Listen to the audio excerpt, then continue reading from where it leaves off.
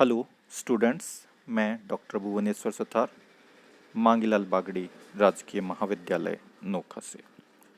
हम अध्ययन कर रहे थे नाभिक और नाभिकीय प्रकृति के बारे में। नाभिक के विद्युत चतुर्ध्रुव आघूर्ण, क्वाड्रपोल मोमेंट ऑफ न्यूक्लियस।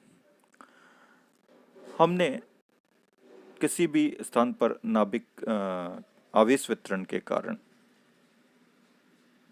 किसी बिंदु पर विद्युत विभव या विद्युत क्षेत्र की तीव्रता का मान ज्ञात करने के लिए मल्टीपोल एक्सपेंशन टॉपिक का अध्ययन किया था बीएससी पार्ट फर्स्ट में। उसमें हमने देखा किसी आवेश वितरण के कारण किसी बिंदु पर किसी दूर स्थित बिंदु पर जो क्षेत्र होता है, विद्युत क्षेत्र और विद्युत विभव, उसका मान मोनोपोल, डाइपोल और क्वाड्रपोल मोमेंट की फॉर्म में हमने एक्सप्लेन किया था।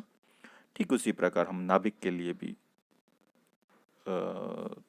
चतुर्ध्रुव आघूर्ण का अध्ययन करेंगे। तो किसी नाभिक में जहाँ पर हमारे पास धनात्मक आवेश होते हैं, नाभिक के विद्युत वितरण के कारण, असीमित विद्युत वितरण के कारण किसी बिंदु पर विद्युत विभव का मान ज्ञात करना है। तो माना वो कोई मूल बिंदु ले लिया, इसके सापेक्ष नाभिक में जो आवेश घनत्व है उसको रो आर से व्यक्त किया गया है।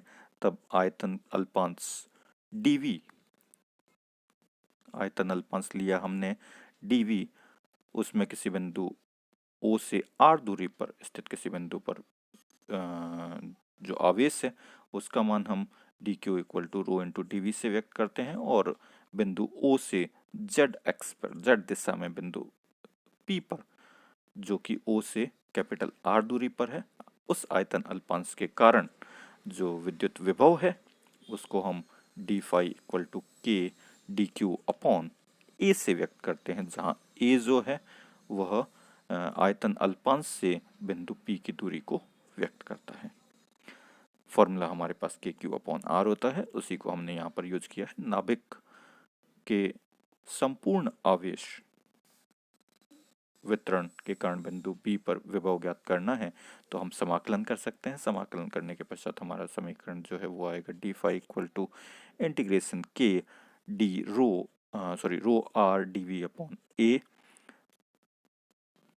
यहाँ पर हमने आर जो है चित्रानुसार ए वेक्टर जो है वह capital R vector minus small r vector के डिफरेंस के तुल्य होता है।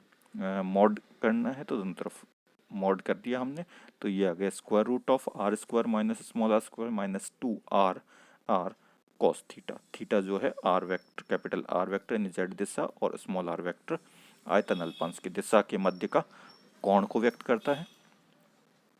1/a जो हमें कैलकुलेट करना है, 1/a तो राइट साइड का इन्वर्स कर दिया, पावर हो गई 1/2। आर स्क्वायर को हमने कॉमन ले लिया, हमारे पास टर्म बच गई 1/a equal to 1/r, bracket में 1 plus r square upon R square minus 2r upon capital R cos theta की पावर 1/2।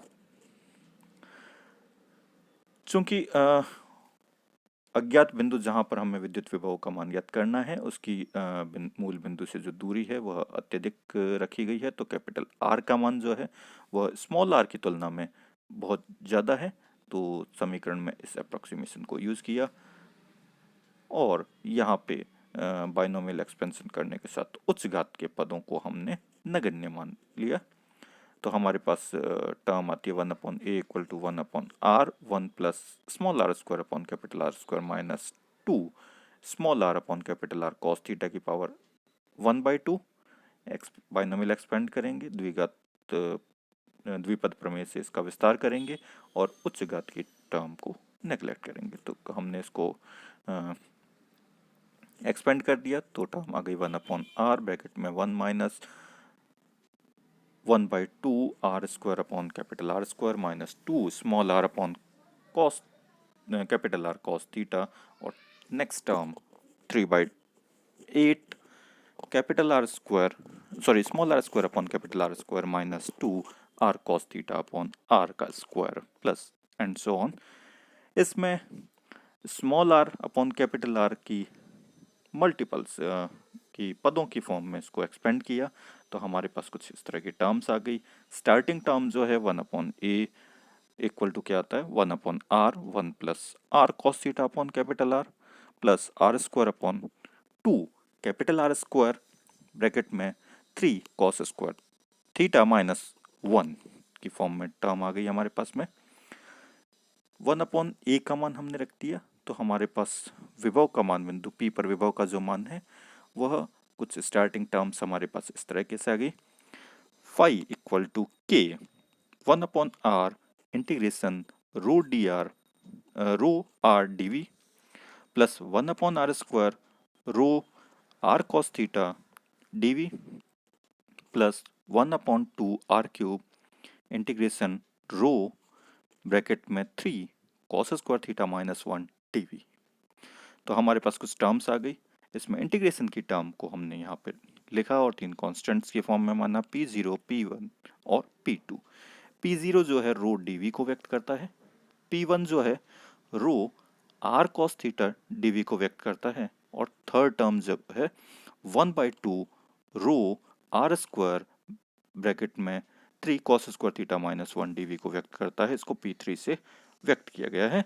तो हमारे पास जो विभव का समीकरण है वो कुछ इस प्रकार से आता है। फाई इक्वल टू के P0 अपॉन आर प्लस के P1 upon R square plus के P2 अपॉन आर स्क्वायर।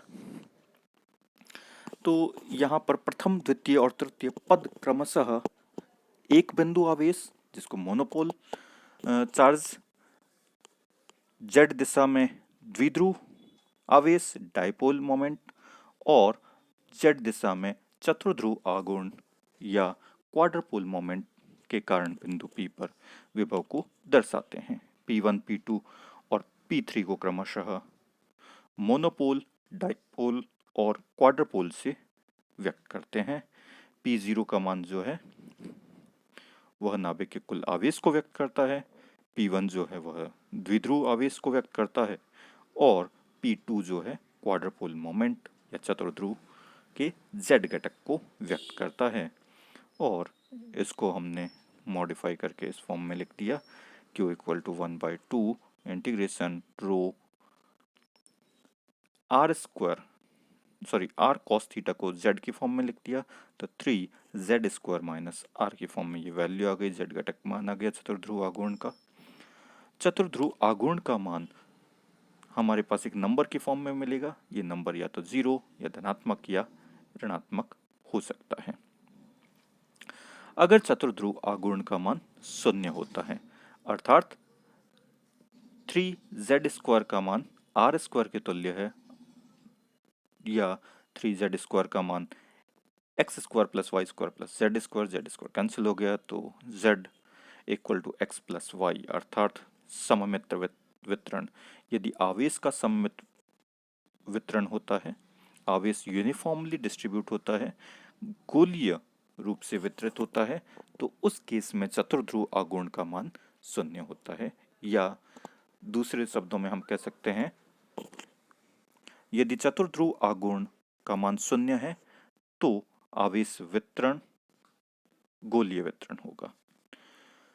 चतुर्ध्रुव आघूर्ण Q का मान धनात्मक होता है अर्थात z square 3z square is greater than R square या 3z square is greater than X square plus Y square plus Z square या z is greater than x और z is greater than y होता है। यानी आवेश वितरण z की दिशा में अधिक होता है अर्थात नाभिक की लंबाई जो है वह z दिशा में अधिक प्राप्त होती है जिसे हम प्रोलेट स्ट्रक्चर भी कहते हैं। चतुर्ध्रुव आघूर्ण Q का मान ऋणात्मक अर्थात 3z square is less than R square या 3z square is less than X square plus Y square plus Z square या z की जो वैल्यू है वह x और y के कंपैरिजन में कम होती है अर्थात नाभिक की जो लंबाई है वह z दिशा में कुछ कम होती है, z दिशा में चपटा होता है और इस स्ट्रक्चर को हम ऑब्लिट स्ट्रक्चर कहते हैं। अर्थात चतुर्ध्रुव आघूर्ण के मान से हम नाभिक के आकार की कल्पना कर सकते हैं या नाभिक के आकार की जानकारी से हम चतुर्ध्रुव आघूर्ण के मान को ज्ञात कर सकते हैं। चतुर्ध्रुव आघूर्ण की जो विमा है क्षेत्रफल की विमा के समान होती है, लेकिन नाभिक के चतुर्ध्रुव आघूर्ण का मान कम होने के कारण इसे एक अन्य यूनिट जिसे बार्न कहते हैं से व्यक्त किया जा सकता है, और एक बार्न का जो मान होता है 10⁻⁻28 मीटर स्क्वायर के तुल्य होता है। तो इस प्रकार विद्युत चतुर्ध्रुव आघूर्ण की सहायता से नाभिकीय संरचना और बलों के बारे में महत्वपूर्ण जानकारी प्राप्त की जा सकती है। इसी के साथ एक छोटा सा टॉपिक और हम देख लेते हैं, पैरिटी या समता। इसका भी अध्ययन हम पहले भी कई बार कर चुके हैं।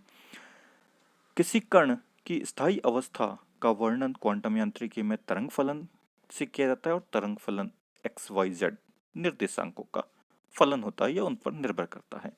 यदि किसी कण पर समता निर्देशांक का प्रतिलोमन करने के लिए तरंग के व्यवहार को दर्शाती है, अर्थात पैरिटी जो ऑपरेटर है वह क्या करता है, निर्देशांकों को प्रतिलोम निर्देशांक यानी x को -x से, y को -y से और z को -z से प्रतिस्थापित कर देता है।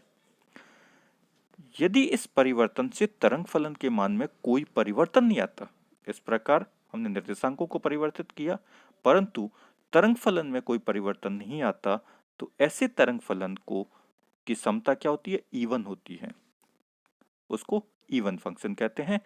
जबकि अगर इस प्रकार के परिवर्तन से तरंग फलन के मान उसके के साथ नेगेटिव साइन ऐड हो जाता है, तो इसे विषम समता कहते हैं।